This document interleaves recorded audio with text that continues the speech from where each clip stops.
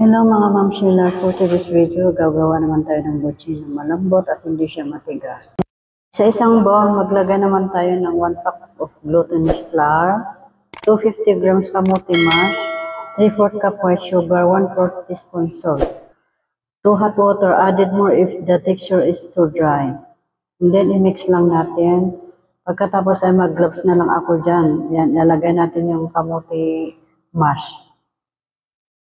Okay, pagkatapos yan, i-mix lang natin dyan, and then, nag-gloves na lang ako dyan para mas madaling i-mix. Pagkatapos natin i-mix, kilo ko yan ng tig 35 or 40 grams each. Yan, tapos na. Pagkatapos ko namang i-kilo dyan, ayan, i-rinoroll ko naman ang mga butchi roll natin. And then, ipalaman ko lang, ang ipapalaman ko dyan is munggo paste. Depende po sa inyo kung ano yung papalaman nyo. Pwede din cheese or ubi. And then, maglalagay lang ako dyan ng water para mabasa yung butchi natin. Saka natin i-roll dyan sa, anong tawag dyan? I-roll natin dyan sa sesame seeds. Ano ba yan?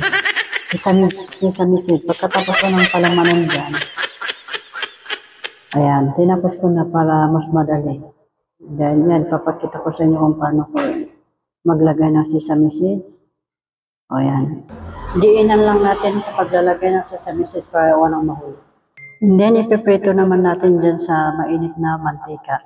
Pag umapaw na yung butchi, ibig sabihin ay luto na po siya. Ayan, luto na siya kasi umaapaw na siya dyan sa mantika. Then, thank you for watching. Hanggang dito na lang ako. Thank you. Sana may natutunan kayo. At ilalagay ko naman yung mga ingredients sa description box. Thank you.